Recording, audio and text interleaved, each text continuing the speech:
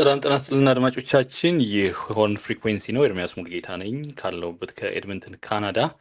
ሳምንታዊ ዝግጅቶችን ይዤ ቀርብ ያለው እንደምንሰነበታችሁ። በድጋሚ ክራሞታችሁ ምን ይመስል ነበር? ወጣን ወረድን እንግዲህ ሳምንቱን ደግሞ አልፈን አሁን ተገናኝተናል። ዝናባማ ወራት እየገባ ይመስላል ወደ ኢትዮጵያ። እንግዲህ በርካታ ተንቀሳቃሽ ምስሎች በማህበራዊ ሚዲያ እየተዘዋወሩም እያየሁኝ ነው። በተለይም ደግሞ በአዲስ አበባ የተለያዩ አካባቢዎች ያሉ የጎርፍ አደጋዎች፣ የጎርፍ ክስተቶችን በጣም በተደጋጋሚ እያየሁኝ ነው እና በእርግጥ አሁን የምኖርበት ከተማም ከዛ የሚተናነስ አይደለም። እንዲያውም በርካታ እንግዲህ ጥፋቶችን እያወደመ ነው የሚገኘው፣ እያስከተለ ይገኛል። ይህ ግን ያው እንግዲህ ከከተማው ዝግጁ አለመሆን፣ ምክንያቱም አንዳንድ ከተሞች እንደዚህ ናቸው። በተለይም ዓለም አቀፍ ከተሞች የጎርፍ አደጋ ብዙ ጊዜ ፍሪኩዌንትሊ የማይከሰትባቸው ሲሆን ቤዚክሊ በተደጋጋሚ ለሚከሰትባቸው የተፈጥሮ አደጋ ነው ዝግጁ የሚሆኑት እና በእኛ ከተማ ኮንቴክስት ደግሞ የበረዶ እና እንግዲህ ያው የብሊዘርድ ነገር ነው ብዙ ጊዜ የሚያስቸግረው እና ለዛ የሚሆን ዝግጅት ነው ያለው። በኤድመንተን ከተማ ብዙ ጊዜ የጎርፍ አደጋ ብዙ አያጋጥምም። ለዛ ምክንያት ይመስላል ብዙ መዘናጋቶችን ምናምን እያየን ያለ ነው። በአዲስ አበባ ግን በጣም የተለየ ነው። ያው እንግዲህ በተለይም በቅርቡ ተግባራዊ ከተደረገው የኮሪደር ልማት ጋር በተገናኘ ነው ይህ ሁሉ እየተደረገ ያለው። ምክንያቱም ከዚህ ቀደም የተሰሩ ስፍራዎች ሲፈርሱ አብረው የተሰራ ለነሱ ለተገነባው ግንባታ እንግዲህ አብረው የተሰሩ ወይም ደግሞ ተሰናስለው እንዲሄዱ የተደረጉ የፍሳሽ ማስወገጃዎች ናቸው አብረው የሚነኩት እና እነሱ ታሳቢ የሆኑ አይመስሉም። እና አሁንም ያው እንግዲህ መለስተኛ ሐይቆችን እያየን ነው አዲስ አበባ ላይ። እንግዲህ መልካሙን ጊዜ እንዲያመጣ እንመኛለን። ሳምንቱ እንዴት አለፈ በሚል እንግዲህ በቀጠናው በተለይ ደግሞ በኢትዮጵያና በሶማሊያ ያለውን ነገር እናያለን። ከዛ አስቀድመን እነዚህ ሁለቱን እንደ መግቢያ እንጠቀምና በዚህ ሳምንት ደግሞ የተሰናባቹን 5 ዓመታትን እንግዲህ የተለያዩ ሕጎችን በኢትዮጵያ ላይ ሲያጸድቅ የቆየው የሕዝብ ተወካዮች ምክር ቤት እንግዲህ መሰናበቻ ሆኗል። የተሰናበተበትም ሳምንት ነበረ እና እሱንም እንግዲህ በዋና ርዕሰ ጉዳያችን አድርገን እናቀርበዋለን። በተለይም ኢትዮጵያዊ ዱማ የሚል ርዕስ ሰጥተነዋል ለዚህ ዝግጅታችን። ያው ዱማ እንግዲህ ከሩሲያ የታችኛው የህግ መወሰኛ ምክር ቤትን እንግዲህ ሪፈር አድርገን ነው ያነሳ ነው። ለዚህ እንዲመቻ አድርገን አቀረብ ነው እንጂ በእርግጥ በዋናነት ለማንሳት የሞከርነው ነጥብ ግን በቦሪስ ሄልሲን አማካኝነት የተላለፉና የተከሰቱ ክስተቶችን በሚመለከት ነው እንደ ማንጸሪያ ለማንሳት ያሰብነው እና ይህን በኋላ ላይ እንመለስበታለን።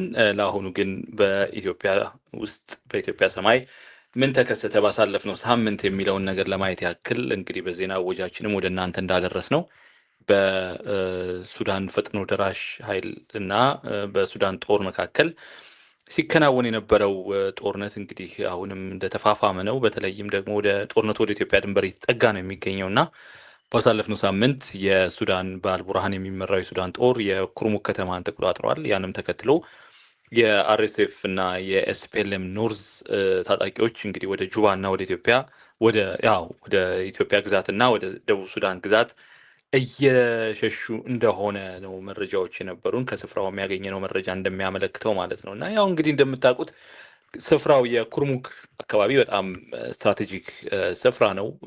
በታሪክም ኢትዮጵያ በተለይም ደግሞ የኢህአዴግ መንግስት ወደ ስልጣን ከመጣ በኋላ በስፍራው የኢትዮጵያ ጦር አዲስ ፍሬሽ የነበረው የኢህአዴግ ጦር እንግዲህ ሰፍሮ ነበር። በነገራችን ላይ በተለይም ደግሞ ከሆስኒ ሙባረክ የግድያ ሙከራ በኋላ እንግዲህ ያን ግድያውን አቀነባብረዋል ከተባሉ ግለሰቦች መካከል በተለይም ደግሞ የሱዳን መንግስት ፋሲሊቴት አድርጎለታል የተባለ አንድ ግለሰብ የኢትዮጵያ መንግስት ማወቁን ተከትሎ እንግዲህ በኩርሙክ አካባቢ ሲዋጋ ወይም ሲታኮስ የነበረውን የደቡብ ሱዳን አማጺን ቡድን በመደገፍ የኢትዮጵያ መንግስት ወይም ደግሞ በወቅቱ የነበረው የኢህአዴግ ጦር ወደ ኩርሙክ ዘምቶ ነበረ። በጣም ለረጅም ጊዜያትም ኩርሙክ አካባቢ ለአመታት ምናልባት ባለሳሳት ለ1 2 3 ዓመታት በስፍራው ስቴሽን ሆኖ ነበረ። ኢትዮጵያ ውስጥ የሚገኘው ኩርሙክ ሳይሆን አድማጮቻችን ልታስቡት የሚገባው በደቡብ ሱዳን በሱዳን ድንበር ውስጥ በሚገኘው የኩርሙክ አካባቢ ማለት ነው። እና በወቅቱ በጣም ከፍተኛ የሆነ ያው በመንግስታት ደረጃ በሄድ ኦፍ ስቴትስ ደረጃ በአልበሽር እና በወቅቱ የኢትዮጵያ ጠቅላይ ሚኒስትር በነበሩት መለስ ዜናዊ መካከል በጣም ከፍተኛ መካረርም ተደርሶ እንደነበር እና በኋላ መተማመን ላይ ቢደርሱም ያው የኢትዮጵያ ጦር በስፍራ ያለውን ጦር የኢትዮጵያ መንግስት በስፍራ ያለውን ጦር የአልበሽርን መንግስት ለመውጋት እንደማያንቀሳቅስ እና ወደ ሌላ ነገር ፎከስ እንዲያደርግ ተነጋግረው ከተማመኑ በኋላ ያው እንግዲህ የኢትዮጵያ ጦር የቆይታ ጊዜውን ጨርሶ ወጥቶ ነበር ማለት ነው። እና በወቅቱ የነበረው እንግዲህ ኩርሙክ አካባቢ ያለው ኮንፍሊክት ለኢትዮጵያ አዲስ እንዳልሆነ ማሳያ ነው። ነገር ግን የአሁኑ ግን በጣም በእጅጉ የተለየ ነው። ምክንያቱም የአየር ላይ ጥቃት እየደረሰባቸው ይገኛሉ። በተለይ ደግሞ ኢትዮጵያውያን በስፍራው የሚገኙ ኢትዮጵያውያን በጣም የዕለት ዕለት ህይወታቸው እየተመሰቃቀለ ነው የሚገኘው። በተለይም እንግዲህ በዛ አካባቢ ያለውን ከማዕድን ጋር የተያዘ እንደዚሁም ደግሞ ከሙጫና እጣን ምርት ጋር በተያያዘም እንደዚሁ በጣም በከፍተኛ ሁኔታ ያው እንግዲህ ላይቭሊሁዳቸው ነው የዛ አካባቢ ሰዎች እና ያን እንዳያደርጉ ደግሞ የጸጥታ ችግሩ እየተባባሰ መጥቶባቸዋል እና ስለዚህ ያላቸው አማራጭ ወደ አሶሳ መሰደድ እና ወደ ሌሎቹ ያው በአንጻራዊነት ሰላም ናቸው ተብለው ወደሚታሰቡ አካባቢዎች መሰደድ ሆኗል። እንግዲህ እጣ ፈንታቸው ማለት ነው። ሌላኛው ያው የርዕሰ ጉዳያችን አንደኛው የርዕሰ ጉዳያችን ነጥብ የሆነው የፓርላማው ስንብት ነው። ባሳለፍነው ሳምንት እንግዲህ እንደምታውቁት በጣም ብርቱ የሚባሉ ድምፆች የሚሰሙበት የነበረ በእርግጥ እኔ ፐርሰናሊ ከአሁኑ ፓርላማ ይልቅ ተሰናባች የነበረው ከዚህ ቀደም የነበረው የህዝብ ተወካዮች ምክር ቤት በጣም በተለይም ደግሞ በመገባደጃው አካባቢ ጠቅላይ ሚኒስትር አብይ አህመድ ወደ ስልጣን ከመጡ በኋላ እና እርሳቸውን ተከትለው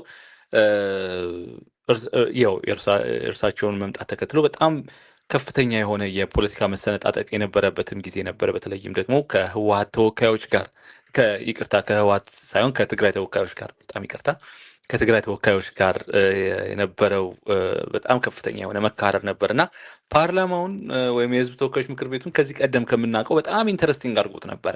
በጣም በርካታ ሀሳቦች ይሰነዘሩበት የነበረው በጣም ከፍተኛ ተቃውሞዎች ይሰሙ የነበረበት ጊዜ ነበር እና በጣም ለእኔ ኢንትረስቲንግ የነበረበት ጊዜ ነበረ እና በኋላ ግን አሁን የሚሰናበተው ፓርላማ ከመጣ በኋላ ወይም ምክር ቤት ከመጣ በኋላ በጣም ጥቂት የሚባሉ ግለሰቦች ነበረ ቮካል የነበሩት እና ያንም ተከትሎ እንግዲህ ብዙ አይነት ጉዳዮችን ስናነሳ ስንጥል የከረምንበት 5 ዓመት ነበረ። ያው እንግዲህ አሁን መገባደዱ ነው ማለት ነው። ያንም ተከትሎ በተለይም ደግሞ የአብን ተወካይ የሆኑት ዶክተር ደሳለኝ ጫኔ በጣም በማህበራዊ ትስስር ገጻቸው በጻፉት ጽሁፍ ጠቅላይ ሚኒስትር አብይ አህመድ በስፍራው ቢኖሩላቸው አሁንም በምክር ቤት ውስጥ ቢያዩቸው እንደሚወዱና ለመወዳደር ፈቃደኛ ቢሆኑ ኖሮ እንግዲህ በባህር ዳር ወይም እርሳቸው በሚወዳደሩበት ኮንስቲትዌንሲ ብልጽግና ሰው እንደማያወዳድር ላያወዳድር ይችል እንደነበር እንደዚሁ እንደነገሯቸውም ጽፈው ነበር። ይህ በጣም የትንሽ ግርም የሚል እና በእርግጥ እንደዚህ አይነት ፍትሐዊ የሆነ የምርጫ ውድድር ሳለ ወይ ተብሎ የሚያስጠይቅም ነው። ምክንያቱም ሌሎች የፖለቲካ ፓርቲዎች ይቅሩ፣ ተወዳዳሪ ተፎካካሪነታቸው ይቅር፣ ገዢው ፓርቲ እኩል ተፎካክሮ አልነበረም ወይ? እንግዲህ ወጉ እንደ ምርጫ ወጉ እኩል ተፎካክሮ አልነበረም ወይ መሸነፍና ማሸነፍ የነበረበት? ብቻ ትንሽ ግር የሚልና ጠቅላይ ሚኒስትሩ ማን መግባት እንዳለበት ከፓርላማም የሚወስኑ ነበሩ ማለት ነው እና ይህ የምርጫውን እንግዲህ ዴሞክራሲያዊነትም በጣም በእጅጉ ትልቅ ጥያቄ ውስጥ የሚያስገባም እንደነበር ወይም ደግሞ ሊደረግ ጥያቄ ውስጥ ሊያስገባ የሚችልም አንድ ሀሳብ እንደሆነ እንደዚሁ ማንሳት ያስፈልጋል ማለት ነው። ሌላው እንግዲህ ወደ ቀጠናው ነጥብ ስናልፍ ጎረቤት ሀገር ሶማሊያን እናያለን። ያው ሶማሊያ እንግዲህ የምርጫ ጊዜዋ እየቀረበ ነው የሚገኘው። ያንም ተከትሎ ግን ዓለም አቀፍ አክተሮች አሁን በሶማሊያ በጣም በእጅጉ እንግዲህ ምንድን ነው የሚባለው በጣም እጃቸውን እያስገቡበት ነው የሚገኘው። በተለይም ደግሞ የሪጂናል መንግስታትን በሚመለከት የክልል መንግስታትን ወይም ደግሞ እንግዲህ ግዛቶቹን እያስተዳደሩ የሚገኙ መንግስታትን ከማዕከላዊ መንግስት ከሞቃዲሾ መንግስት ጋር በማደራደር ረገድ ከፍተኛ የሆነ ስራ እየተሰራ ነው የሚገኘው። በተለይም አሜሪካ በጣም ከፍተኛ ስራ እየሰራች ትገኛለች። ከዛም በተቃራኒው ደግሞ እንደዚሁ የቱርክ መንግስትም አንድ ላይ ይመስላሉ ሰላም ለማምጣት በሶማሊያ በኩል ያለውን ሰላም ለማምጣትና እንግዲህ በግዛቶች መካከል ያለውን በተለይም ከፌዴራል መንግስት ጋር ከሼክ ሀሰን መንግስት ጋር ያላቸውን መስተጋብር ከቪላ ሶማሊያ ጋር ያላቸውን ቁርኝት እንዲያጠናክሩና በሰላማዊ መንገድ ምርጫ ሊካሄድ እንደሚገባ እንደዚሁ የሚያትቱ ነጥቦችም እንደዚህ እየተነሱ ይገኛሉ። አሜሪካና ቱርክ በዚህ ጉዳይ ላይ በጣም አንድ አይነት ገጽ ላይ የሚገኙ ይምሰሉ እንጂ በሌላው በኩል ደግሞ የቱርክ መንግስት በከፍተኛ እርዳታ የሶማሊያ ጦርን እያሰለጠነ ይገኛል። አሁንም በሶማሊያ ማለት ነው እና በሶማሊያ ሰፍሮ የሚገኘው የቱርክ ጦርም ለዚህ ደግሞ ከፍተኛ ድጋፍ እያደረገ ይገኛል። ይህ ምን ሊያደርግ ይችላል? ምክንያቱም ከምርጫ አስቀድሞ ያለውን በሶማሊያ ያለውን የፖለቲካል ተርሞይል የምናውቀው ነው እና ያንም ተከትሎ ደግሞ የሚሊተሪ መጎልበት በራሱ ሁለት መልኮችን ይዞ ሊመጣ ይችላል። አንደኛ ከምርጫ ጋር ምርጫውን ተያይዘው ሊከሰቱ ይችላሉ ተብሎ የሚታሰቡ እንግዲህ አለመግባባቶችን ሀሰን ሼክ ሊፈቱበት የሚሄዱበት መንገድ ምን አይነት ነው ተብሎ ሊታሰብ ይችላል። አንድ ሌላኛው ነገር ደግሞ ከሶማሊላንድ ጋር ካለው ቁርሾም ጋር በተገናኘ የቱርክ መንግስት በእጃዙር እንግዲህ እስራኤልን ለመውጋትም እንደዚህ ያሰበ ይመስላል። መደባደቢያ ሜዳውን እንደዚሁ እንግዲህ ሶማሊያ በማድረግ ማለት ነው። ኦልሬዲ በጣም ትልቅ ችግር ውስጥ ያለን ህዝብ እንደገና አሁንም ወደ ችግር እየመሩት እንደሆነ ያሳያል። ይህም እንደ አንድ ነጥብ ሊነሳ ይችላል ማለት ነው። ከዛ አስቀድመው ግን ከሰሞኑ ወደ አዲስ አበባ አቅንተው የነበሩት እንግዲህ የሶማሊያ ፕሬዚደንት ሀሰን ሼክ እንግዲህ ምንድን ነው ከጠቅላይ ሚኒስትሩ ጋር ይፋ ከተደረገው ግንኙነታቸው ወይም ደግሞ ይፋ ከተደረገው ውይይታቸው ባለፈ ምንድን ነው ሊያወሩ የሚችለው? ምክንያቱም እንደ ሀሳብ እንደዚሁ ደግሞ ስፔኩሌትን ማድረግ ከተቻለ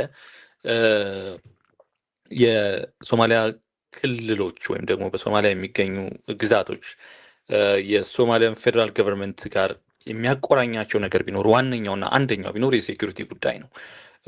የሶማሊያ ሴንትራል ገቨርንመንት በአንጻሩ ከክልሎች የጎለበተ ሴኩሪቲ አለው። ስለዚህ የሴኩሪቲ ትሬታቸውን ሊፈታ ይችላል ተብሎ ስለሚታሰብ ነው አሁንም ከፌዴራል መንግስቱ ጋር ያሉት እንጂ ሁሉም የራሳቸው የገቢ ምንጭ አላቸው እና ራሳቸውን ሴኩር ማድረግ የሚችሉበት አቅም ላይ በደረሱ ጊዜ ግን የቪላ ሶማሊያን የሚፈልጉበት አቅም ወይም ደግሞ ፍላጎት እንደሌላቸው በጣም በተደጋጋሚ ሲነገር ቆይተዋል እና የኢትዮጵያ መንግስት ምናልባትም ከጁባላንድ ጋር እያደረገ ያለውን አሁን ግንኙነት በተለይም ደግሞ የግብፅ ጦር በስፍራው እንዳይሰፍር ለማድግ ሲካሄድበት የነበረውን ግንኙነት እና ጫና የምታስታውሱት ነው እና የጁባላንድ መንግስት እንግዲህ የደህንነት ሹሙን የማህድ ሳላድ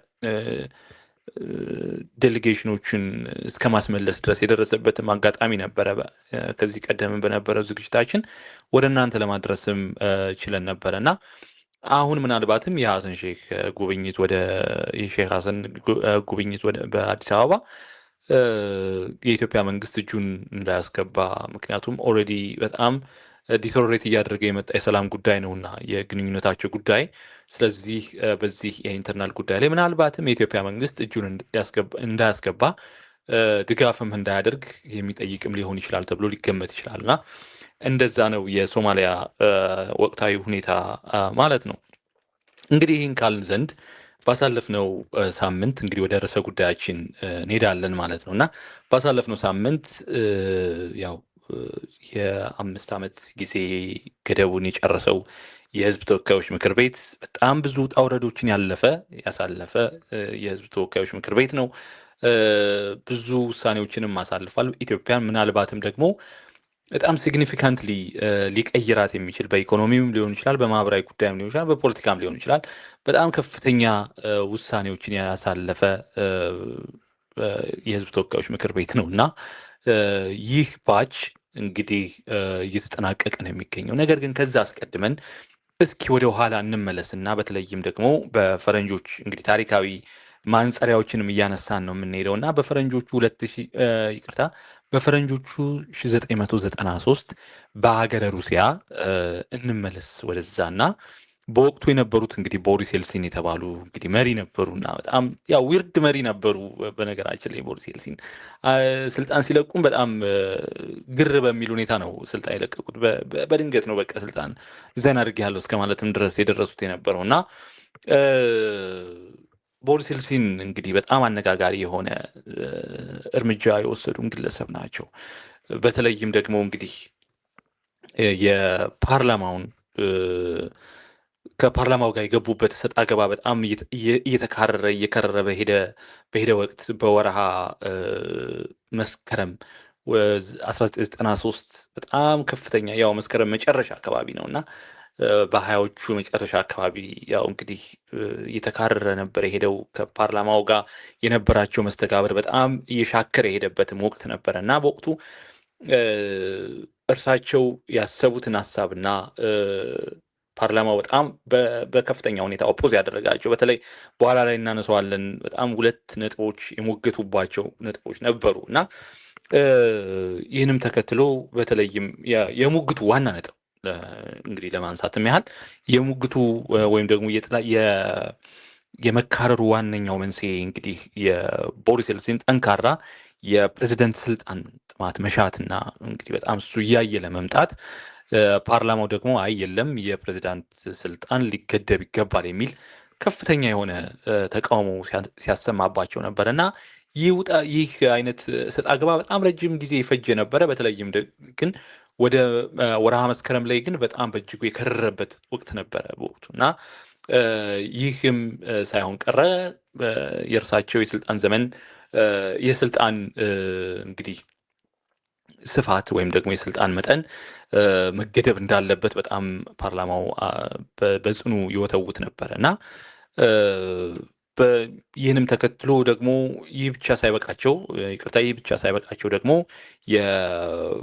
የፕሬዚደንቱ እንግዲህ የነፃ ገበያን ለማስረጽ ወይም ለማስፈን በጣም በእጅጉ የኢኮኖሚክ ሪፎርምን ተከትሎ ነፃ ገበያ ብቻ ሳይሆን ያው የኢኮኖሚክ ሪፎርምን በሀገር ውስጥ ለማስረጽ በጣም ፑሽ ያደርጉ ነበረ እና ይህም ደግሞ ከፓርላማው ከፍተኛ ተቃውሞ የገጠመበትም ጊዜ ነበረ። በተለይም ደግሞ ፓርላማው ኖ አይደለም ይህ የኑሮ ዑደቱን በጣም የህዝቡን የኑሮ ደረጃ በእጅጉ የሚጎዳ ነው የሚሆነው እና እንደዚህ አይነት ነገር ማድረግ አይገባንም ሲሉ ይደመጡ ነበረ እና በወቅቱ እንግዲህ ያው እንዳልኩት መስከረም መጨረሻ አካባቢ ነበረ እንደዚህ መካረሩ የተገባው። ጥቅምት ጅማሮ የመጀመሪያዎቹ ቀናት 3 እና 4 ግን በጣም በእጅጉ የባሰበት ጊዜ ነበረ። ይህ መካረር ወደ ተኩስ ልውውጥ ያመራበት እና በተለይም ደግሞ እንግዲህ የወቅቱ ፕሬዚዳንት ቦሪስ ኤልሲን የሩሲያ ጦር ፓርላማውን እንዲያጠቃ ትዕዛዝ የሰጡበትም ጊዜ ነበረ እና ያን ወቅት እንግዲህ ፓርላማው በከባድ መሳሪያ ሳይቀር ነው የተደበደበው። በወቅቱም እንግዲህ ከ180 በላይ የሚሆኑ ዜጎች ህይወታቸውን ያጡበት በመቶዎች የሚቆጠሩ ሰዎችም እንደዚሁ የቆሰሉበትም ጊዜ ነበረ። ይህ በጣም በእጅጉ አስፈሪ የነበረበትም ጊዜ ነበር እና በኋላ ያመጣው ነጥብ ምንድን ነበር? እንደዚህ ተባለ። ኦኬ ፋይን። እንዲያውም እንግዲህ ሁለቱ ነጥቦቹ እንግዲህ የመካረር ነጥባቸው እና በጣም ከፍተኛ ጣሪያ ላይ የደረሱበት ነጥብ ከመሆኑም ጋር ተዳምሮ ከዛ አስቀድሞና እርምጃም ከመወሰዱ አስቀድሞ ቦሪስ ኤልሲን ፓርላማውን ለመበተንም እንደዚሁ ሀሳብ አቅርበው ነበር። ኖ አይሆንም፣ ይህ የእናንተን የእርሶን ወይም እንደ ፕሬዚደንት የእርሶ ስልጣን አይደለም፣ ፓርላማውን የመበተን ስልጣን የእርሶ አይደለም ተብለውም በእጅጉ ሌላ አይነት መካረር የተደረሰበት ጊዜ ነበር። ከዛ በኋላ ያው ፓርላማው በወታደር እንዲጠቃና ከፍተኛ የሆነ ጥቃት እንዲደርስበትም ሆኖ ነበረ ማለት ነው። ያንም ተከትሎ እንግዲህ ያው የታየው ሆነ። ከ180 በላይ ሰዎች ህይወታቸውን አጡ። በመቶዎች የሚቆጠሩ ሰዎችም እንደዚሁ ቆሰሉ። ምን ፈየደ ለመሆኑ? ይህን አይነት ጥቃት ተደረገ። ኦኬ ምን ፈየደ? የፈየደው ነጥብ በነገራችን ላይ ቦሪስ ኤልሲን በፈለጉት መልኩ ነው ያለቀው የተጠናቀቀው። ይህ አይነት አለመግባባት፣ ይህ አይነት ሰጣ ገባ፣ ይህ አይነት እንግዲህ ለብዙዎች እልፈትን የዳረገው መካረር ፕሬዚደንቱ ቦሪስ ኤልሲን እንግዲህ እርሳቸው በፈለጉበት መንገድ ነው የተጠናቀቀው። ከፍተኛ የሆነ ስልጣን ይሰጠዋል ለፕሬዚደንቱ በጣም ያልተገደበ ስልጣን እስከሚመስል ድረስ ይሰጣል። ለአስፈጻሚ አካሉም እንደዚሁ ከፍተኛ ሰፊ የስልጣን እርከንም እንደዚሁ እንዲሰጠው ሆኖ ነው የተጠናቀቀው። ሌላው ግንና ዋነኛው ነጥብ አሁንም ድረስ በታሪክ ይህን ክስተት ፋንዳሜንታል ነው በጣም በሩሲያ አገረ መንግስት አስተዳደር ላይ በጣም ከፍተኛ የሆነ ስራ ሰርቷል ተብሎ የሚታሰበው ደግሞ በዋናነት አዲስ ህገ መንግስት እንዲፈጠር አድርጓል። የአዲሱ ህገ መንግስት ነው እንግዲህ የታችኛው መወሰኛ ምክር ቤትን በተለይ ዱማውን እንዲፈጠር ያደረገው ማለት ነው። እና ይህን አይነት ክስተት እንግዲህ በዓለም አቀፍ ደረጃ ተከስቶ ነበረ። ያዋለደውም ያው አምባገነን መንግስት ነው። በነገራችን ላይ እንግዲህ ዲሞክራሲያዊ መንግስት ነው የሚል አይነት ሀሳብ ካለ ሌላ አይነት መከራከሪያ ልናነሳ እንችላለን። ነገር ግን በሀገረ ሩሲያ ምናልባትም እንግዲህ አሁን ባለው እና ብዙዎቻችን በምንገመገመው ልክ ከፍተኛ የሆነ የአምባገነን ስርዓት ነው የሰፈነው። ከዛም በኋላ እንግዲህ የዲሞክራሲ ግንባታ ወይም የዲሞክራሲ አካሄድ እስከናካቴውም እስከማይመስል ድረስ ምክንያቱም እኔ በተደጋጋሚ ከሩሲያ ባክግራውንድ ያላቸው ወይም የሩሲያ ዜግነት ያላቸው ጋዜጠኞች እንደዚህ ለማግኘትም እድሉ ነበረኝ። በተለይም ደግሞ በስደት ሀገራቸውን ለቀው ወጥተው በጀርመኒ የሚኖሩ በዶች ቬሌ የሩስኪ ቋንቋ ኤዲተሮችም እንደዚሁ ለማግኘት በአንድ ወቅት ችዬ ነበር እና በወቅቱ ያላቸው ምልከታ ከዚህ የሚለይ አይደለም። በቃ ራሻ በደንብ በሚገባ የአምባገነናዊ ስርዓትን ያሰፈነችበትና ያስቀጠለችበትም ክስተት እንደሆነ በሚገባ የሚግባቡበትም ክስተት ነው። በዓለም አቀፍ ደረጃም ይህ ተደርጎ ይወሰዳል። ይህን ብለን ስናበቃ ወደ ኢትዮጵያ እንመጣለን። ያው ለማንጸሪያ ነው ያነሳ ነው ብያለሁኝ በመግቢያችን ላይ እና በኢትዮጵያ አሁን ተሰናባቹ ወይም የተሰናበተው የህዝብ ተወካዮች ምክር ቤት ከዚህ የተለየ ምን ተደርጎበታል? በተለይም ደግሞ ያለአግባብ ሁሌም ያለአግባብ የኢትዮጵያ መንግስት ችግር ያው የኢትዮጵያ ሀገረ መንግስት ወይም ደግሞ የመንግስት ስርዓት አወቃቀር ያለአግባብ አንዱ የመንግስት ቻፕተር ወይም ብራንች ያለአግባብ ስልጣንን የማካበት ችግሩ አሁንም ላለው የመንግስት ስርዓት መንሻፈፍና ከተጠያቂነት ቼክን ባላንስ አለመኖር በራሱ ማሳያ ነው እና የኢትዮጵያ የህዝብ ተወካዮች ምክር ቤት አሁን የፌዴሪ የህዝብ ተወካዮች ምክር ቤት እንደ ቦሪስ ኤልሲን እንዳደረጉት ወይም እንዳስተላለፉት ትዕዛዝ አይከናወንበት እንጂ ወይም ደግሞ እንግዲህ ከፍተኛ የወታደር ጥቃት አይድረስበት እንጂ ወይም ደግሞ የህዝብ ተወካዮች ምክር ቤት አባላት በገፍ አይገደሉ እንጂ ከዛ የተለየ እኮ ምንም ነገር አልተደረገበትም። በነገራችን ላይ የህዝብ ተወካዮች ምክር ቤት አባላት ያለመከሰስ መብታቸው ሳይነሳ ታስረዋል። ብዙዎቹ እንግልት ደርሶባቸዋል። ለሞት የቀረበ ድብደባ ተደርጎባቸዋል። በግልጽ የሆነ ዛቻና ማስፈራሪያ በክቡር ጠቅላይ ሚኒስትር አብይ አህመድ ደርሶባቸዋል፣ ወደ ራሳቸው ማለት ነው። በነገራችን ላይ በኢትዮጵያ እንግዲህ የመንግስት አወቃቀር የህዝብ ተወካዮች ምክር ቤት የስልጣን ሁሉ አናት ነው። የሁሉም ቁንጮ የስልጣን ሁሉ ቁንጮ እንግዲህ የህዝብ ተወካዮች ምክር ቤት ነው። በተገላቢጦሽ እንግዲህ አስፈጻሚ አካሉ ሲያስፈራራበት የሚታይበት እና በእርግጥ በኢትዮጵያ የስልጣን አወቃቀር የአስፈጻሚ አካሉ በጣም ከፍተኛ የሆነ የስልጣን ባለቤት ነው ከህዝብ ተወካዮች ምክር ቤት ይልቅ እና ይህም ሲደረግበት የታየበትም አጋጣሚ ነው እና ምንድን ነው የሚለየው ከሩሲያው ጥቃት ወይም ደግሞ በ1993 ሩሲያ ላይ ከተደረገው ጥቃት የሚለየው ምንድን ነው? ለምሳሌ ይህ የህዝብ ተወካዮች ምክር ቤት ወደ ስልጣን ወይም ደግሞ የስራ ዘመኑ በጀመረበት የመጀመሪያዎቹ ጊዜያት አስጀምሮ አንድ ኢንሲደንት ላንሳላችሁ እና ከዛም ጋር እያይዘን እንቀጥላለን። በወቅቱ በጣም ከፍተኛ የሆነ በኦሮሚያ ክልል በተለይ በጣም ከፍተኛ የሆነ የሰብአዊ መብት ጥሰቶች ይከናወኑበት ነበር። የታጣቂዎች ጥቃት በጣም እጅጉ የጨመረበት ጊዜ ነበረ። በእርግጥ ያው አሁን የለም ወይ እንዳትሉኝ፣ አሁን በእጅጉ ተጠናክሮ የቀጠለበት ነው ያለው በእርግጥ እና በወቅቱ የተፈጸመውን ጥቃት ተከትሎ ለሕዝብ ተወካዮች ምክር ቤት ማብራሪያ ለመስጠት የተገኙትን ጠቅላይ ሚኒስትር አብይ አህመድን ጥያቄ ቀርቦላቸው ነበረ። ምንድን ነው እየተደረገ ያለው? መንግስት ምንድን ነው እየሰራ ያለው? በእርግጥ የሕዝብ ተወካዮች ምክር ቤት ሚናውም ይሄ ነው ማለት ቁመናውም መንግስትን ወይም ደግሞ ጠቅላይ ሚኒስትሩን እንደዚህ አድርጎ የመጠየቅ መብትም ግዴታም አለበት እና ምንድን ነው እየሰራችሁ ያላችሁት? የዜጎችን ደህንነትና በነፃ የመንቀሳቀስ የመኖር መብት አታስከብሩም ወይ? በኦሮሚያ ክልል እየተደረገ ያለው ጉዳይ ምንድን ነው የሚል ጥያቄ ቀርቦላቸው ነበር እና በእርግጥ ጥያቄውን ከመመለስ ይልቅ በጣም ፖክ የሚያደርግ ምላሽ ነበረ ሲሰጡ የነበረው። በነገራችን ላይ አሉ እርሳቸው እንደተናገሩት የህዝብ ተወካዮች የኦነግ ሸኔን አሸባሪ ብላችሁ የፈረጃችሁት እናንተ አይደላችሁም ብሎ ይጠይቋቸዋል ማለት ነው። ምናልባትም አይገናኝም ምላሹ።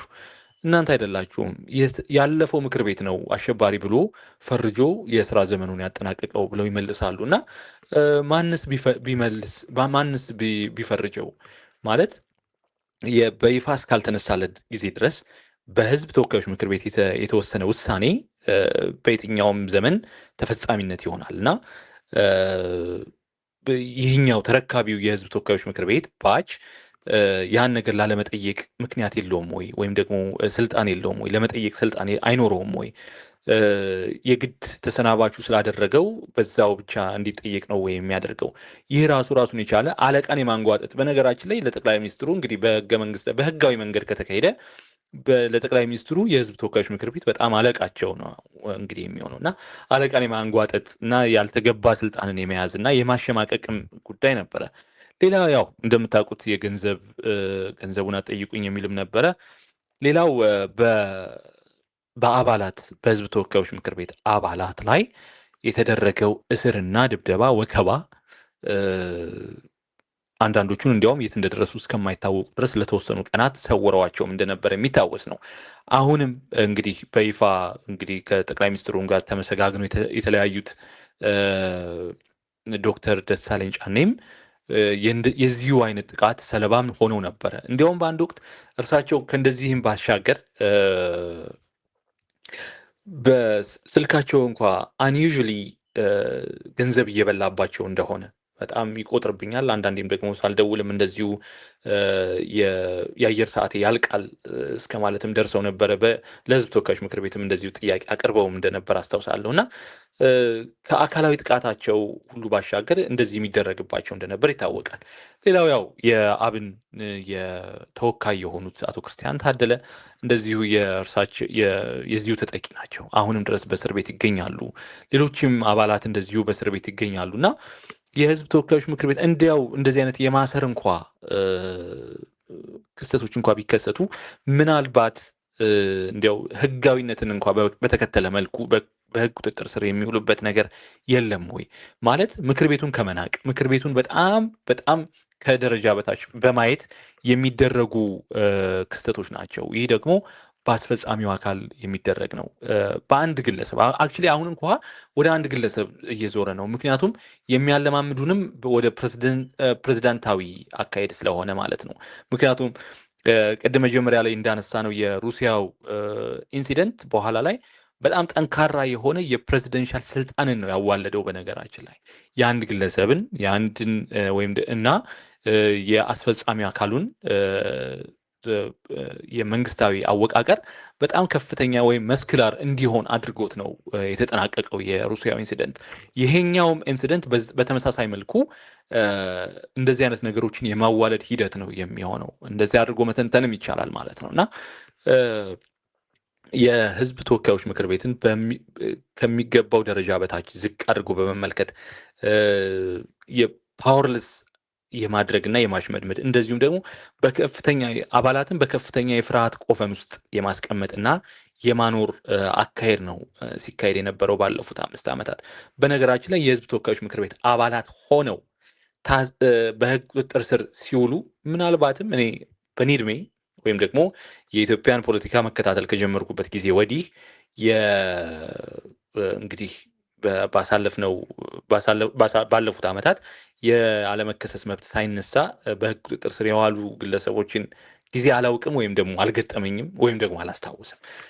አሁን ግን ያ ነው እየሆነ ያለው። ይህ ደግሞ የስልጣን ባለቤት በነገራችን ላይ ሰድቦ ለሰዳቢ የመስጠት አይነት አካሄድ ነው እየተካሄደ ያለው። ይህ ማለት ማንኛውም ግለሰብ ተነስቶ የማዋረድና የማንጓጠጥ ስልጣን እንዲኖረውም አድርጎበታል።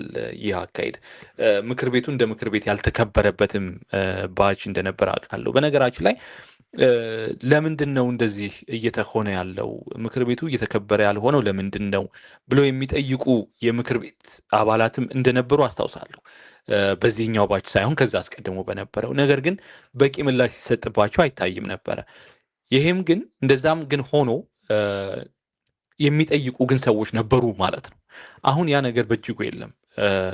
የፓርላማ ቋሚ ዘጋቢዎችን ለዚህ ዝግጅት በምዘጋጅበት ጊዜ እነዚሁ እያዋራዋቸው ነበረ እና የነበረውን ጊዜ እንደዚህ ለማወዳደርም እንዲያው አወዳድረው አነጻጽረውም እንዲነግሩኝ እንደዚሁ ጥያቄ ጠይቄያቸው ነበር እና የአሁኑ ወይም ተሰናባቹ የህዝብ ተወካዮች ምክር ቤት ባች በጣም ከፍተኛ የሆነ ፍርሃት ቆፈን ውስጥ የነበረበትና የመጣውን ሁሉ ያለምንም መከራከር ብዙዎቹ ክርክር የሚያስፈልጋቸው ውይይት የሚያስፈልጋቸው ነበሩ። ነገር ግን በቃ ከሚኒስትሮች ምክር ቤት የሚመጣለትን በሙሉ ያለምንም ጥያቄ የሚያስፈጽም ሆኖ እንደነበረ እና በጣም ጥቂት ሰዎች ዶክተር ደሳለኝን ጨምሮ በጣም ጥቂት ሰዎች ጥያቄ ያነሱ እንደነበር እንጂ ሌሎቹ ብዙ እዚህ ግባ የሚባል አይነት ሀሳብ ሲሰነዝሩ ያልነበሩበትም ጊዜ እንደነበር ይታወሳል። በነገራችን ላይ እንግዲህ ይህ ሲሆን የኢትዮጵያ በህግ የበላይነትም እንደዚህ ማይታመንበትም ጊዜ ሊመጣ እንደሚችል እንደዚሁ አመላካችም ነው። ማለት መንግስት በራሱ የራሱን የመንግስት አካል የሆነውን የማያከብርበት ጊዜ ከሆነ ቼክን ባላንሱ ከየት ነው የሚመጣው? ማን ነው ተጠያቂነትንስ የሚያሰፍረው? ማን ነው ራሱን የሚመዝነው? መንግስት ራሱን እንደ መንግስት የመንግስታዊ አቋምን ቁመናን ይዞ የማይሄድ ከሆነ በጣም በእጅጉ ከፍተኛ የሆነ መንግስታዊ አምባገነንነትን እያዋለድን እንቀጥላለን ማለት ነው። ይህ ደግሞ በቀጣይ አሁን አይደለም፣ በነገራችን ላይ የሚያሰጋን አሁን እየኖርንበት ላለው አይደለም። ይህን አይነት አወቃቀር ይህን አይነት ምህዳር ለትውልድ ልናሳልፍ እንችላለን። ነገ ላይ ሼፕ ሊደረግ በማይችልበት ደረጃ ሊሰበር ወይም ሊጣመም ይችላል እና ይህ በሚሆንበት ጊዜ ከወዲሁ ሀሳብ በጣም ማለት ብዙ አይነት ሀሳቦች ሊንሸራሸሩ የሚገባበት ጊዜ አሁን የነበረው። በተለይም ደግሞ በምሁራን ዘንድ ኦፍኮርስ ሞራዊ አድርባይነቱ በጣም በእጅጉ የሰፋበት ጊዜ ላይ ያለ ነው። ነገር ግን እንዲያው ከፍርሃት ቆፈን ተወጥቶ እንኳ ሚዛናዊ በሆነ መልኩ ምናልባትም በውጭ ሀገራት ኦፍኮርስ ሀገር ውስጥ ሆነው እንደዚህ አይነት ክሪቲካል ሀሳቦችን ማንሳት ምን አይነት ችግር ውስጥ ሊከት እንደሚችል አውቃለሁኝ። ነገር ግን ከሀገር ውጭ የሚገኙ ምሁራን እንኳ ጎራ ይዞ ከመስተዳደር ባለፈ ምናልባትም እንዲያው እንደዚህ አይነት ደርዝ ያለው ሀሳቦችን በተለይ ደግሞ በሀገረ መንግስት ግንባታ ላይ የሚኖራቸውን ሚና እውቀት አያንሳቸውም። ይህን አውቃለሁ፣ በእጅጉ እረዳለሁ እና ሀሳብ የሚሰነዝሩበት የሚወያዩበት ነገር ቢፈጠር በእጅጉ በጣም ጠቃሚ ይሆናል ብዬ አስባለሁኝ። ለመሆኑ ወደኋላ ያው እንግዲህ ብዙ ከሀሳባችንም እንዳንወጣ እንሰብሰብና ለመሆኑ ይህ የሆነው ኦፍኮርስ የሩሲያ እንደ ማንጸሪያ ለማንሳት ሞክረናል። በኋላ ያው እንግዲህ የታችኛው መወሰኛ ምክር ቤት ወይም ደግሞ ስቴት ዱማውን ፈጥሯል የአዲስ የኮንስቲቱሽን ፎርሜሽን። እንደገና ደግሞ ለፕሬዚደንቱም በጣም ያልተገደበ ስልጣንና ከፍተኛ የሆነ የስልጣን ባለቤትነት ሰጥቷቸዋል። ኢትዮጵያስ ምንድን ነው እየተደረገ ያለው? አሁን ምንን ለማምጣት ነው? ኦፍኮርስ እያየናቸው ያለነው ነገሮች ወይም ደግሞ መጻኢ ነገሮችን አመላካች ነገሮችን እያየን እንደሆነ እረዳለሁኝ። በተለይም ደግሞ አንድ ግለሰብ ገኖ የመውጣት አካሄድ እየተካሄደ እንደሆነ እረዳለሁ፣ አስባለሁም። ምናልባትም ደግሞ እንግዲህ ጠንካራ ወይም ደግሞ ያልተገደበ የስልጣን እንግዲህ ወሰን ያለው አንድን ፕሬዚደንት ወይም ደግሞ ፕሬዚዳንታዊ አገዛዝን ወይም አመራርን ልንፈጥር እንደሆነ ወይም ደግሞ ልናዋልድ እንደሆነ እየተሰማኝ ይገኛል። በነገራችን ላይ ኦፍኮርስ ከዚህ አስቀድሞ የምክክር ኮሚሽኑን የብሔራዊ ምክክር ኮሚሽንን እንግዲህ ዋነኛ ዓላማ በጠቅላይ ሚኒስትር አብይ አህመድን ወደ ፕሬዚዳንትነት የመቀየር ነው የሚሉ በጣም በርካታ ሩመሮች እንደዚህ ሲሰሙ እንደነበር የሚታወስ ነው። ነገር ግን በእነዚህ አይነት እስካሁን ባነሳናቸው አይነት ነጥቦች ግን ጠቅላይ ሚኒስትር አብይ አህመድን ምናልባትም የፕሬዝደንትነት ወደ ፕሬዝደንትነት በመቀየር ብቻም ሳይሆን ያልተገደበ የስልጣን አቅም በመስጠት ምናልባትም በቀጣይ ኢትዮጵያን ሊያስተዳድሩ እንደሚችሉ እገምታለሁ። ያ የሚሆን ከሆነ ደግሞ ከፍተኛ የሆነ አምባገነንነትን እናዋልዳለን ማለት ነው። እስካሁን ከነበረበት በነገራችን ላይ አሁንም መንግስታዊ አምባገነንነት እንዳለ እረዳለሁ። ኦፍኮርስ በጣም ብዙ የታፈኑ የተረገጡ መብቶች እንዳሉ እረዳለሁ፣ እናያለን። እኔም ብቻ ሳይሆን ማጆሪቲው ህዝብ ይህን ይረዳል። ከዛም ባለፈ ደግሞ ዓለም አቀፍ ተቋማትም ይህን በተለያዩ ሪፖርቶቻቸውም ሲያስተጋቡት እንደነበር የሚታወስ ነው እና አሁን ደግሞ እንግዲህ በፕሬዝደንትነት ሰበብ እንግዲህ ግለሰባዊ አምባገነንነትም እንደዚሁ ሊመጣ ይችላል ብለን እንደዚህ ማሰብ እንችላለን ማለት ነው። በእርግጥ ፕሬዝደንታዊ አካሄድ የኢትዮጵያ አሁን ያለው ስሪት ወይም ደግሞ ላለፉት 30 ዓመታት 30 ፕላስ ዓመታት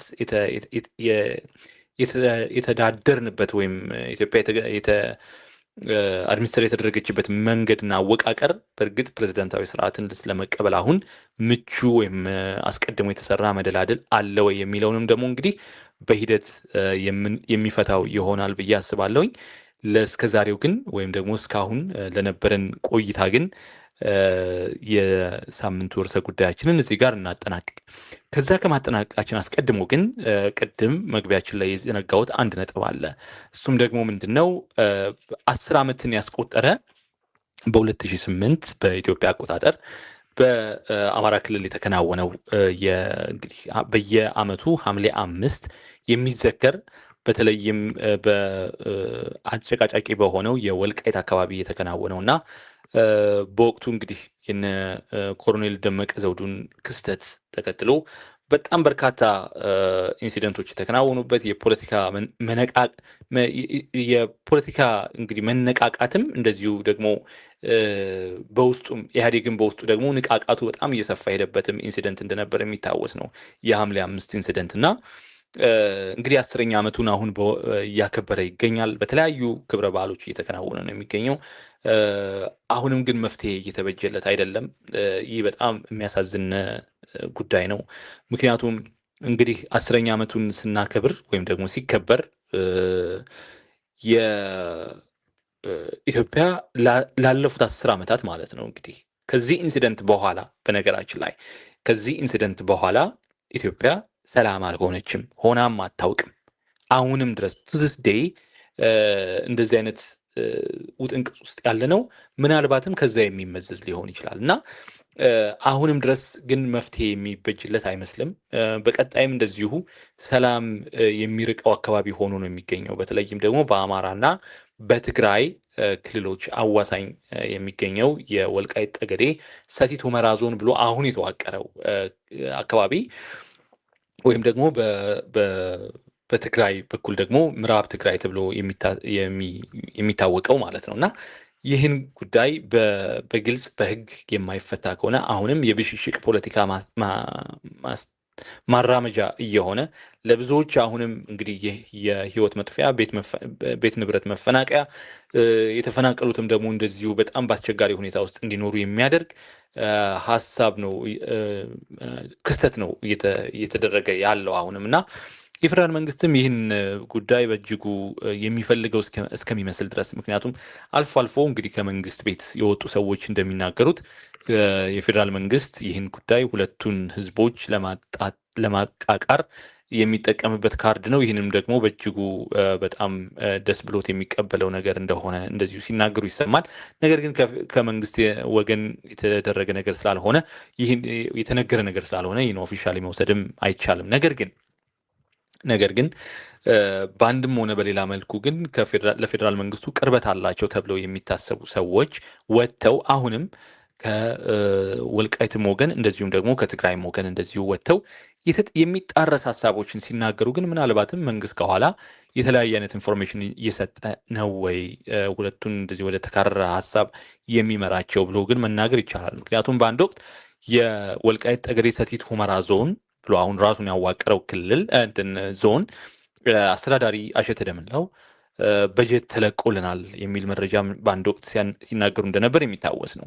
ከዛ አስቀድመው ደግሞ የጠቅላይ ሚኒስትሩ የምስራቅ አፍሪካ ጉዳዮች አማካሪ ጌታቸው ረዳ ደግሞ ይህ ዞን ሊፈርስ እንደሆነ መንግስት ሊያፈርሰው እንደሆነ ደግሞ እንደዚሁ ፍንጭ የሰጡበትም ጊዜ ነበር እና በዚህ በኩል መንግስት አፈርሰዋለሁ ብሏል ይላል አንዱ ወገን፣ በሌላኛው በኩል ደግሞ የምን መፍረስ እንዲያውም በጀት ተመድበውልናል የሚል ሁለት ውዥንብሮች ህዝብን የሚያወናብዱ ሀሳቦች እንደዚሁ እየተስተጋቡ እንደነበር የሚታወስ ነው እና በቀጣይም ይህ ጉዳይ እንግዲህ ምናልባት ከዚህ በኋላም በቅርቡ ይፈታል የሚል ሀሳብ የለኝም። ነገር ግን ለዜጎች ግን በጣም ከፍተኛ የሆነ ማህበራዊ ረፍትን የሚነሳ እንደሆነ ማሰብ ያስፈልጋል። ምክንያቱም በተለይም ደግሞ ከአማራም እንደዚሁም ከትግራይም ወገን ለሚኖሩ ሁለት ህዝቦች በጣም ለዘመናት የቆየውን እንግዲህ ፍላጎቶቻቸውን በእጅጉ የሚነጥቅና የዜጎችን ፍላጎት ያለማሟላት ደግሞ የመንግስት በጣም በቃ የሮክ ቦቶሙን የነካ የአስተዳደር የመልካም አስተዳደር እጦት ወይም ደግሞ የማስተዳደር አለመቻል ችግር ተደርጎ ይወሰዳል ማለት ነው። እንግዲህ አድማጮቻችን ለሳምንቱ የያዝነው ጉዳይና አበይት ነጥብ ይህን ይመስል ነበረ። ሳምንት በሌላ ጉዳይ ወደ እናንተ እንቀርባለን። እስከ ሳምንት፣ መልካም ሳምንት።